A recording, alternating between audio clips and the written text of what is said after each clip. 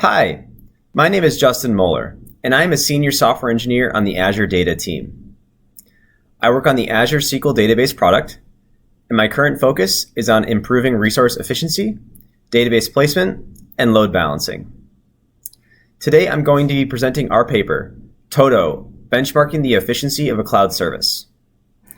This is joint work between myself, Willis Lang, and two members of our data science team, Catherine Lin and Zi Yi. Hopefully by the end of the presentation, you have a better understanding of what the man behind the curtain is actually doing. Here's the outline for the talk. We will begin by discussing some motivation for why we are pursuing this work. I'll give a bit of background on Azure SQL Database's architecture, and we will transition into describing what we added to implement Toto. I'll then talk about the modeling work we did and how we leveraged our production telemetry to construct realistic resource models. Afterwards, I will talk about the efficiency experiments we performed using Toto, and I will present our results. I will wrap up by discussing some avenues for future work. So why are we interested in benchmarking efficiency? Well, as a cloud service inside Microsoft, we're constantly looking for ways to increase our efficiency. Sometimes out of necessity, as hardware delays and increased service demand put further pressure on our existing resources. In an ideal world, the density of databases in our clusters will be tied to the degree of underutilization of the databases. We have various thresholds, policies, and features for controlling density and achieving increased efficiency, but each of these must be tuned against their impact on the customer's quality of service. So the question we try to answer with Toto is, how can we reliably and repeatedly tune and evaluate these policies and simultaneously measure customer quality of service? When looking at our production telemetry, we found that this wasn't the easiest question to answer, and this graph will help show why. The figure here shows the average database CPU and memory utilization in one region over a 12-hour period, where each dot represents a single database replica. We can see that most of the utilizations are clustered to the left and to the bottom. When looking at this resource snapshot, it is obvious that most databases in the cloud have very low utilization and do not exhibit resource consumption behavior of running full board TPCE or TPCH. In the past, we have tried to identify clusters that have similar workload behavior and evaluate improvements based on their telemetry. But obviously this is difficult because the workloads and demographics of our clusters are constantly changing, making it impossible to do effective A/B evaluations. When deciding how we should evaluate efficiency, we chose to use a benchmarking framework around resource consumption because it allows us to use our production telemetry to mimic this behavior as close as possible. When compared to other validation tools we have used in the past to evaluate efficiency, Toto is a framework that is a middle-of-the-spectrum solution. Component simulators are fast, cheap, and very targeted, but they have decreased realism because they disregard other components in the stack. This is contrasted with running actual SQL queries on databases in a cluster, which is much more realistic because it executes the full stack, but as mentioned before, it's not as representative of cloud production workload. Plus, it is really expensive to run at scale. Toto is a nice balance between these two. It can drive the resource consumption of a cluster without actually issuing T-SQL queries, which allows it to scale to many databases easily, and it also executes the full SQLDB stack. So what exactly is Toto? Toto is a benchmark framework for evaluating the efficiency of a cloud service that leverages an orchestration framework like Service Fabric or Kubernetes. Toto is a declarative system that describes each database's resource utilization behavior and the cluster's population demographics from statistical models. In our implementation, we construct these models from production telemetry traces.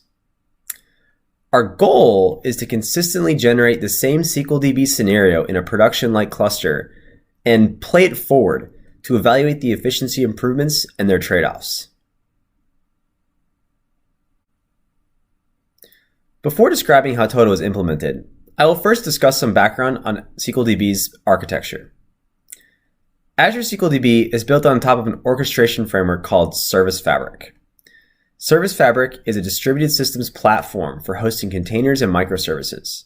It handles common distributed systems problems such as application lifecycle, load balancing, and resource management. Service Fabric contains a component called the Placement and Load Balancer, or PLB for short. The PLB is responsible for deciding on which nodes the replicas of each database should run on. The PLB has a centralized view of the entire cluster and can make decisions on when and where to move the database replicas. I'll talk more about how this works in a few slides. Zooming out a bit, Azure SQL DB runs in many regions throughout Azure. Each region is made up of tens to hundreds of Service Fabric rings. Rings and clusters are used interchangeably here. Azure SQL DB contains control rings and tenant rings. Control rings host services dedicated to the control plane, whereas tenant rings host actual customer databases. Each ring is also made up of many machines of a homogeneous hardware SKU. The resource ratios across different generations hardware SKUs may vary. For example, Gen 5 SKU may have a higher disk to CPU ratio than Gen 6. When a customer requests to create a database, the request is first serviced by a control ring, which decides which tenant ring to place the database on. It will then instruct the database to be created on this tenant ring. Toto is scoped at the tenant ring level, so for the rest of this talk, we will focus only on the components inside of a single tenant ring. As mentioned, databases inside of a tenant ring run as replicas spread across different nodes in the cluster. Azure SQL DB contains different service tiers: Basic, Standard, and Premium. Basic and Standard are single replica services with attached remote storage. They run on a single node in the cluster and they only use the local disk for temporary storage. Premium databases contain 4 replicas and use the local storage for fast data access. The example on the right shows how premium databases contain 1 primary, in this example on node 1, and replicate their data to the secondaries on other nodes. So, returning to Service Fabric. Service Fabric is responsible for maintaining the availability of these replicas. The PLB needs to be informed of the load on each node so that it can make smart placement decisions. Service Fabric addresses this with dynamic load metrics. These are metrics that are reported to the PLB by each replica, and they typically describe system resources like CPU, memory, or disk. The PLB is configured with a logical capacity for each metric. When this logical capacity is breached, the PLB will initiate a failover and move a replica from the hot node to another node in the cluster. Minimizing the amount of failovers is important in maintaining a high quality of service for SQL DB customers. To help with node-level resource management, we have deployed a service called RG Manager to each node that is co-located with the SQL DB replicas. RG Manager has a centralized view of the node and is responsible for managing the node's resources like the CPU, memory, and disk. RG Manager also assists the database replicas in reporting their load metrics. It contains an internal API for retrieving the load metric that the database replica should report to the PLB. Putting the pieces together, this is a simplified diagram of a SQL DB cluster. On the top, we have the control nodes, where Service Fabric runs. On the bottom, we have a zoomed in and simplified view of a single node. There's the RG Manager helper service and a single SQL DB replica, which could be from a standard tier database. Every few minutes, the SQL DB replica will ask RG Manager for the metrics it needs to report to the PLB. In the example here, it asks for the amount of disk space it is using. RG Manager will respond with 5 gigabytes, and that value is then reported onto the PLB. The PLB will then assess if any of the replicas need to be moved to another node in the cluster, because it has a centralized view of the load on all the nodes in the cluster. So how does this picture change with Toto? Well, first, RG Manager reads the model XML from naming service. Naming service is another component of Service Fabric. It is a highly available metastore. The model XML is the declarative representation of the database's resource behavior. We'll learn more about the models in a few slides. RG Manager will parse the model XML and construct the internal model objects, which contain logic on how the database's resource load should change. Now when a SQL DB replica asks for its disk space metric, Toto intercepts the request inside RG Manager and consults the model objects for the value that it should report.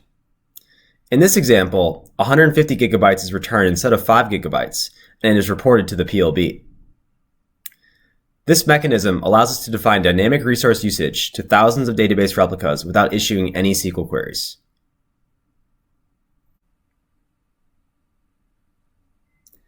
It is not enough to define the resource behavior for the existing databases to create a realistic cluster scenario. Azure SQL Database's population demographics are constantly changing, so there needs to be churn in the cluster.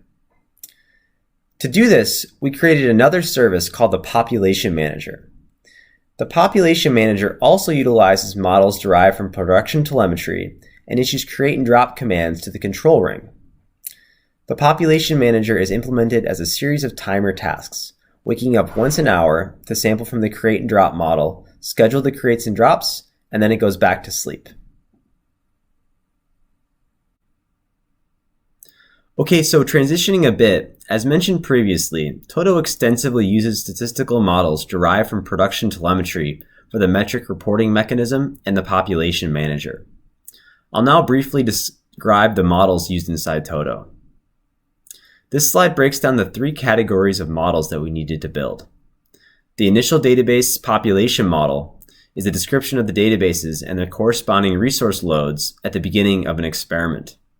You can think of it like taking a snapshot of a production SQL DB ring. We created a tool that allows us to generate different database populations given a targeted disk usage and reserved CPU level. The next set of models we needed to create were the create and drop models that are used by the Population Manager. Finally, the last set of models are the models used by the reporting mechanism to imitate the resource behavior. For this work, we chose to focus only on disk usage. CPU and memory are left for future work.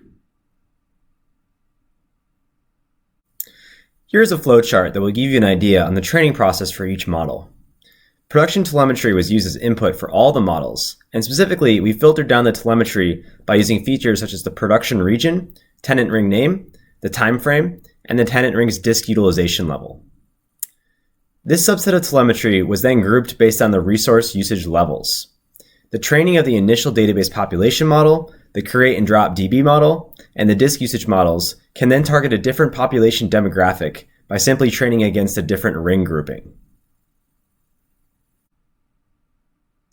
So I'm not going to talk in detail about the construction of the statistical models or the exploration of the different modeling techniques that we did. Those details can be found in the paper. But I will highlight some interesting properties that we tried to preserve. For the create model, we noticed that the service tier and the time of the event had an impact on the number of creates. For example, the number of standards created per hour is consistently higher than the number of premiums, and the number of databases created on weekdays is consistently higher than the weekends. There also exists a clear hourly pattern over a single day. Looking at the middle box plot here, we can see that the standard weekday creation rate is high during business hours from 9 to 17, and then it decreases while people are sleeping. The drop model also exhibited very similar behavior. To model disk usage, we trained a series of models targeting a similar ring level aggregate disk usage to a production trace after 14 days. For training, we first computed the delta disk usage between timestamps, where each timestamp is a discrete 20-minute interval. All models were trained using the delta disk usage so that they produce a growth rate. The primary model that covers 99.8% of the databases is the steady growth model, which tries to capture the idle or normal state of the databases. We also created a model called the initial creation growth model, which captures the databases that grow significantly after they are first created. The last disk usage model that we created was the predictable rapid growth model. This model captures the consistent and identifiable increases and decreases in disk usage that happen over a longer period of time. In production, these might be databases that are part of an ETL pipeline. The figures on the right show the aggregate disk usage over a 2-week period of a production trace versus our simulations executing the models. More details on these models can be found in the paper. We used Toto to conduct a series of efficiency experiments on a SQL DB stage cluster. Stage clusters are internal clusters used to test new features, but they are identical to production clusters in all other aspects. Because we use a stage cluster, each of the 4 experiments we conducted executed in real time, each lasting 6 days. As mentioned in the modeling section, we bootstrapped the cluster to an initial database demographic that is representative of production in terms of the database's service tier and CPU size. On the right, we can see that the stats for the initial configuration. We had 33 premium databases and 187 standard databases for 220 databases total. We ran the experiment at 4 different density levels, 100, 110, 120, and 140%. Here, density refers to the percentage of cores over the logical, not physical, predefined capacity of the cluster. I think it is interesting to first look at the number of creation redirects throughout the experiments. A creation redirect occurs when the cluster's logical capacity has filled and the control ring must redirect the creation request to another tenant ring. We can see that the 140% density experiment didn't have any creation redirects, since it has the most logical capacity of all the experiments. Interestingly, the 110% density experiment consistently had more creation redirects than the 100% experiment. Looking at the data, we found that this happened because the 110% experiment was able to create a large 24-core premium database that the 100% experiment redirected, meaning the 110% experiment was running closer to its max core count than the 100 experiment. This caused the 110 experiment to redirect more smaller databases later on.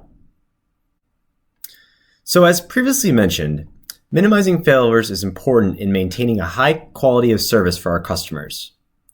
We measured failovers and failover cores for each experiment at the different density levels. As expected, as the density level increases, the probability that a failover will need to occur to alleviate pressure on a node also increases. We can see that the 100, 110, and 120% experiments all had similar amounts of failovers, but once we increased the density to 140%, we saw significantly more failover cores. The 140% experiment had more premium failover cores than the total of the other experiments. The impact of the sharp increase in failover cores can most acutely be seen in our graph for modeled adjusted revenue. We computed the modeled adjusted revenue by calculating the expected revenue per database for both the compute and storage. We made a simplifying assumption and adjusted the revenue for every failover that occurred. We can see that the modeled adjusted revenue grows rapidly from 100 to 120% density, and this is due to the ability to pack more databases in the cluster. However, at 140% density, the model adjusted revenue sharply decreases, and this is because the failover correction penalty greatly reduced the 140% adjusted revenue. To wrap up, I think we learned many things using Toto to evaluate SQLDB's efficiency. We found that there is a clear trade-off between the density of the databases and the rate of failovers in the cluster, but of course there are additional factors that influence failover rate. Efficiency opportunities are very dependent on the workload. Clusters that are highly utilized are going to be more difficult to pack tighter. This makes the modeling work that we did so important because it is the driving input for Toto. There are also efficiency opportunities outside of increasing density. The individual SQL engines can have mechanisms for improving their own efficiency, such as dynamically resizing their reserved CPU setting. And ultimately, while most of this talk was about measuring efficiency from the service provider's perspective, a customer might measure cloud service efficiency in another way, such as how fast a database can be created. Toto is currently being used inside our organization to evaluate policy changes and feature improvements that will be shipped to production. We have many avenues of future work for Toto, most revolving around improving the modeling to make it more realistic to our production scenarios. We'd like to introduce memory and CPU models, separate primary and secondary models, expand the database population, and incorporate database lifetime into the drop model. And since Toto is a general framework, we'd also like to explore how it can be implemented into other orchestration frameworks like Kubernetes so other cloud services can take advantage of it. Okay, that's it. Thanks for listening to my talk. I appreciate your time.